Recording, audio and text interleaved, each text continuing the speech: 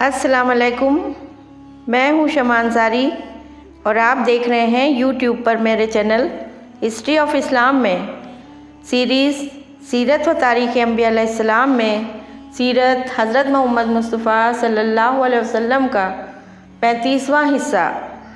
میرے اس ویڈیو کو لائک اور شیئر کریں۔ چینل کو سبسکرائب نہ کیا ہو تو پلیز سبسکرائب بھی کریں۔ حضرت علی رضی اللہ عنہ نے اپنا علم ریت کے ایک ٹیلے پر نصب کر دیا۔ یہود میں سے ایک شخص جو اپنی کتابوں کا بڑا عالم تھا قلعے کی دیوار پر کھڑا تھا۔ اس نے پوچھا، اے صاحب علم، تم کون ہو؟ تمہارا نام کیا ہے؟ حضرت علی رضی اللہ عنہ نے فرمایا، میں علی ابن ابی طالب ہوں۔ اس کے بعد اس شخص نے اپنی قوم کے لوگوں سے کہا، قسم ہے توریت کی، تم اس شخص سے مغلوب ہوگے، یعنی ہار جاؤ گے۔ یہ فتح کیے بغیر نہ لوٹے گا۔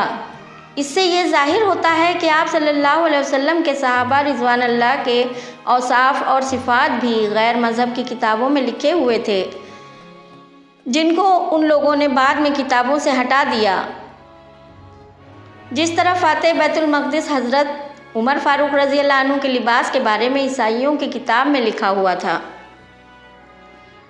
اس کے بعد جو سب سے پہلے جنگ کرنے کے ارادے سے جو یہودی قلعے سے نکلا وہ مرہب نام کے پہلوان کا بھائی حارث تھا۔ وہ بھی ایک بڑا پہلوان تھا۔ مشہور ہے کہ اس کا نیزہ 3 من کا تھا۔ اس نے نکلتے ہی جنگ شروع کر دی اور کئی مسلمانوں کو شہید کر دیا۔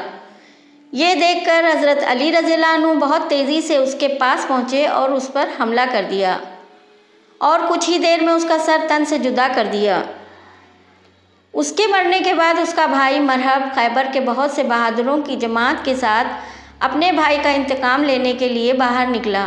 اس نے 2 جرحیں پہن رکھی تھیں، 2 تلواریں لٹکا رکھی تھیں اور 2 عمامے پہن کر اس پر لوہے کا قود یعنی ٹوپی پہن رکھا تھا۔ وہ بڑا جنگجو تھا اور خیبر کے بہادروں میں کوئی بھی اس کی برابری کا نہیں تھا۔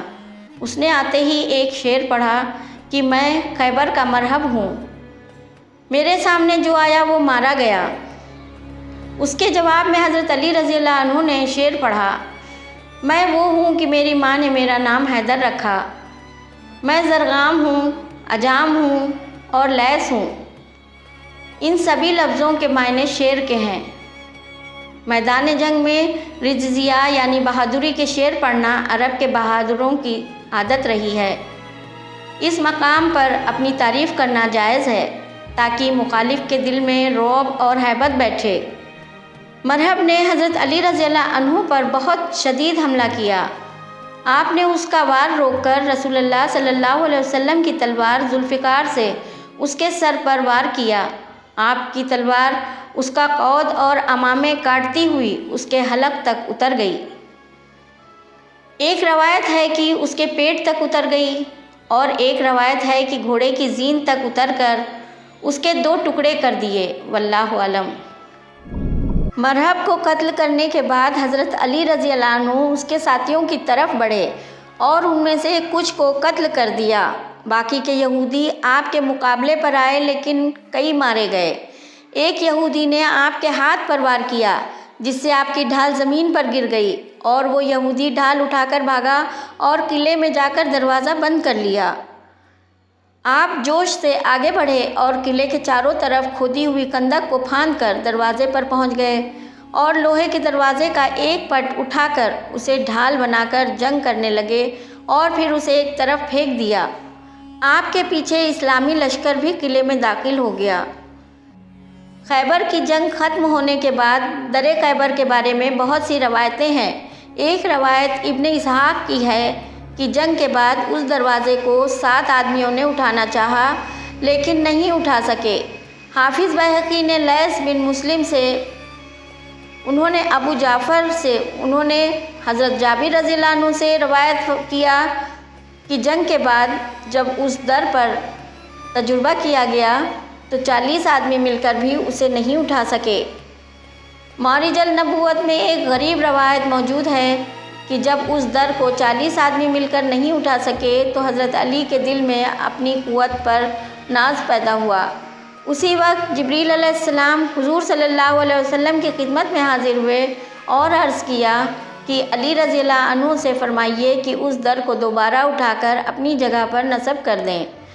حضرت علی رضی اللہ عنہ نے ہر طرح کوشش کی لیکن در کو نہیں اٹھا سکے۔ تب جبریل علیہ السلام نے کہا کہ حق تعالیٰ فرماتا ہے کہ یہ حکم اس لیے دیا گیا کہ علی رضی اللہ عنہ جان لیں کہ یہ کام ان کا نہیں تھا بلکہ ہمارا تھا۔ تب حضرت علی رضی اللہ عنہ نے فرمایا بے شک یہ کام روحانی قوت سے تھا جو میں نے در اکھاڑا، جسمانی قوت سے نہیں تھا۔ جب قموس کا قلعہ فتح ہو گیا تو قلعے والوں نے اور خیبر کے تمام قلعے کے باشندے امان طلب کرنے کے لیے فریاد کرنے لگے۔ آپ صلی اللہ علیہ وسلم نے ان کو اس شرط پر امان دی کہ ہر آدمی اونٹ پر کھانا لاد کر ان قلعوں سے نکل جائے، نقد اور سامان اور اسلحہ چھوڑ جائے۔ اگر کسی کے پاس کھانے کے علاوہ کوئی چیز پائی جائے گی تو اس کی امان کا عہد ختم مانا جائے گا۔ فتح کے بعد جب حضرت علی رضی اللہ عنہ حضور صلی اللہ علیہ وسلم کے پاس تشریف لائے تو آپ نے انہیں گلے لگا لیا۔ حضرت علی رضی اللہ عنہ کی آنکھوں میں آنسو آ گئے۔ آپ صلی اللہ علیہ وسلم نے پوچھا کہ یہ رونا خوشی کا ہے یا غم کا؟ تو حضرت علی نے فرمایا کہ یہ تو خوشی کا ہے کہ آپ مجھ سے راضی ہیں۔